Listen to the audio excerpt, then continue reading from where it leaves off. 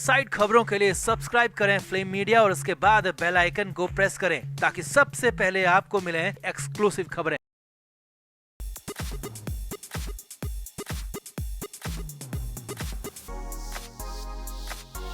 उद्धव ठाकरे की पार्टी में शनिवार की रात हुए हंगामे के बाद, शनिवार की रात हुए बवाल के बाद भारी उलटफेर हो गया और फाइनली उद्धव ठाकरे की पार्टी में दो फाड़ होते हुए नजर आ रहे हैं। विधायकों ने एक साथ बगावत यहां पर कर दी है और उद्धव ठाकरे के पास अब सिर्फ एक ही विधायक बचा है। ऐसी चर्चाएं, ऐसी खबरें, रिपोर्ट्स आ रही है और उसके बाद तो इतने हालात खराब होने के बाद संजय राउत के पीछे दौड़ पड़े उद्धव ठाकरे। क्या मारने के लिए दौड़ पड़े? क्यों संजय राउत को यहाँ पर पकड़ लिया, दबोच लिया? क्या ऐसी वजह होगी और कहां पर कैसे दो फाड़ हो गई? क्यों एक रात में विधायकों ने पलट दी? पूरी की पूरी बाजी दिखाते हैं, आपको बताते हैं सब कुछ। आप भी वीडियो को शेयर करें, कमेंट बॉक्स में अपनी राय जरूर दें। तो शनिवार की रात उद्धव ठाकरे के घर मातोश्री में खूब बवाल हुआ था। राजन सालवी पूर्व विधायक हैं, कोंकण इलाके के बड़े नेता हैं, प्रभाव काफी उनका ज्यादा है वहां पर। तो वहां पर उद्धव ठाकरे के घर पर वो पहुंचे थे, मातोश्री में पहुंचे थे, लेकिन उनके पहुंचने के बाद खासा बवाल हुआ था। राजन सालवी ने तीखे सवाल उद्धव ठाकरे से पूछे थे, संजय राउत से पूछे थे, विनायक राउत को अपनी हार का जिम्मेदार बताया था, जिसके बाद दूसरी तरफ से उद्धव ठाकरे भी भड़के थे। उद्धव ठाकरे ने भी नाराजगी जताई थी और यहाँ तक दिया था उद्धव ठाकरे ने कि क्या विनायक राउत को, संजय राउत को पार्टी से निकाल दूं? आप क्या चाहते हैं? आपको बीजेपी में जाना है तो जाएं। ये तक बातें हो गई थी। तो इसके बाद ही मामला और ज्यादा बिगड़ गया है। जी हां, अब हालात ये हैं, खबरें ये हैं कि उद्धव ठाकरे की पार्टी के ज्यादातर विधायक अब पार्टी छोड़ने की तैयारी में है। जी हां, शिवसेना शिंदे गुट के सांसद नरेश महिस्के ने भी बड़ा आरोप यहाँ पर लगाया है, बड़ा खुलासा यहाँ पर किया है कि शिवसेना ठाकरे गुट में अब विधायकों का मन बिल्कुल भी नहीं रहा है। और बहुत बड़ी बात यहाँ पर कह दी है महिस्के ने कि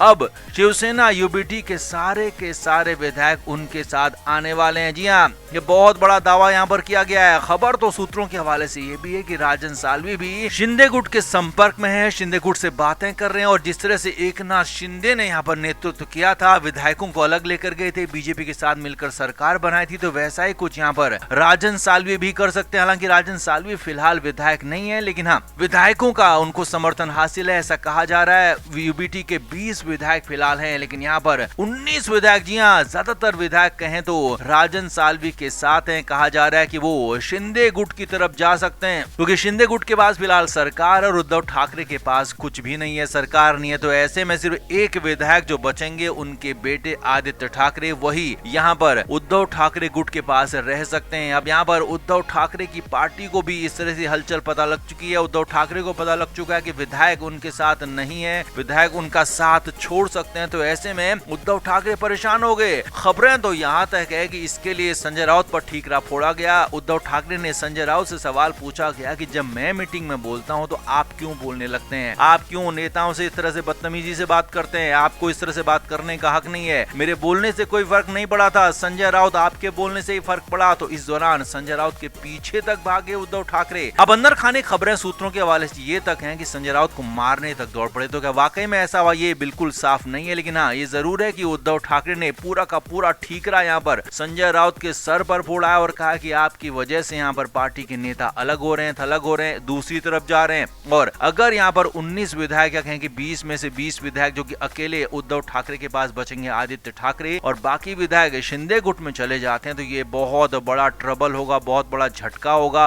और एक ही रात में, जी हाँ, जो एक रात थी शनिवार की रात, वो भारी पड़ सकती है उद्धव ठाकरे पर। जहां राजन सालवी के साथ विवाद हुआ था, झगड़ा हुआ था, तो उसके बाद ही ये पूरा मामला यहाँ पर पलट सकता है। तो आप क्या मानते हैं? क्या उद्धव ठाकरे की पार्टी अब पूरी तरह से खत्म हो गई है? कमेंट बॉक्स में आप भी जरूर बताएं, वीडियो को शेयर भी करें।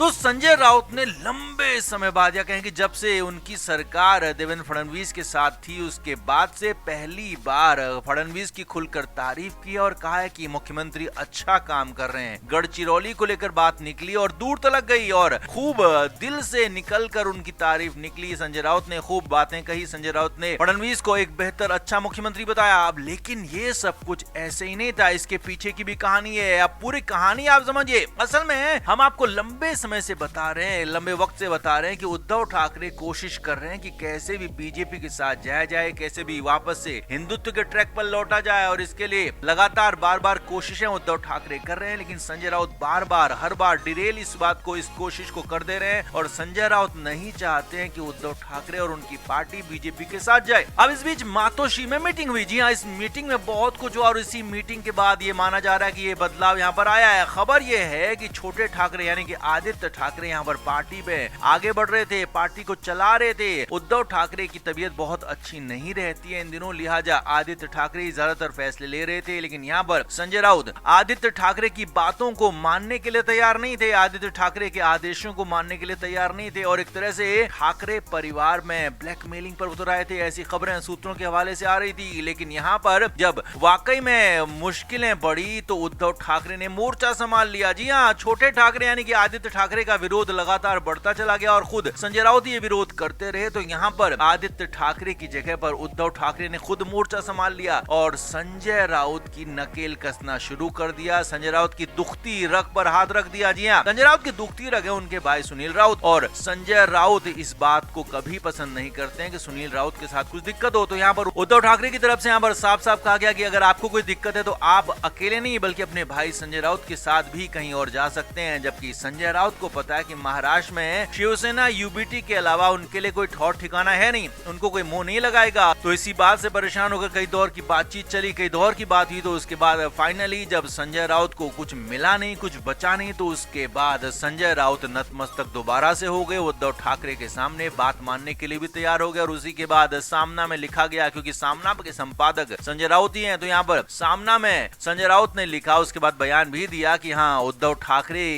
बहुत अच्छे मुख्यमंत्री रहे हैं, लेकिन देवेंद्र फडणवीस भी अच्छे काम कर रहे हैं। फडणवीस की तारीफ की, बतौर मुख्यमंत्री तारीफ की। और इसके पीछे की वजह यही है कि पीछे से उद्धव ठाकरे ने डंडा किया। उद्धव ठाकरे ने यहाँ पर पूरी तरह से कोशिश की, पुरजोर कोशिश की कि संजय राउत इस बार तारीफ करें, क्योंकि खुद उद्धव ठाकरे देवेंद्र फडणवीस की तारीफ कर नहीं सकते हैं, प्रोटोकॉल के बाहर चला जाएगा। कोई दूसरी पार्टी का मुखिया अगर मुख्यमंत्री की तारीफ कर रहा है तो बहुत बड़ी बात हो जाती है। इसीलिए उद्धव ठाकरे नहीं चाहते थे कि वो खुद तारीफ करें, लेकिन हाँ, उनकी बात जो संजय राउत बाहर पहुंचाते रहे, मीडिया के सामने लाते रहे, तो वो चाहते थे कि संजय राउत इस बार भी उनकी बात यानी कि फडणवीस की तारीफ की बात बाहर लेकर आए। तो वही यहाँ पर हुआ है और इसीलिए संजय राउत ने फडणवीस की खुलकर तारीफ की है। तो कुल मिलाकर अगले कुछ दिनों में या कहें कि कुछ महीनों में बहुत कुछ नया यहाँ हो सकता है, महाराष्ट्र में नया बदलाव हो सकता है। और बहुत बड़ी बात नहीं होगी कि अगर बीजेपी और शिवसेना यूबीटी एक बार फिर से साथ आ जाए। हालांकि सवाल ये भी है कि अगर शिवसेना यूबीटी एनडीए में आती है तो फिर शिंदे गुट का क्या होगा, ये बहुत बड़ा सवाल लगातार बना हुआ है। तो आपका क्या मानना है, क्या वाकई में उद्धव ठाकरे बीजेपी के साथ आकर और बेहतर होंगे या फिर बीजेपी को ऐसा नहीं करना चाहिए? आप क्या मानते हैं, कमेंट बॉक्स में जरूर बताएं, वीडियो को शेयर भी करें।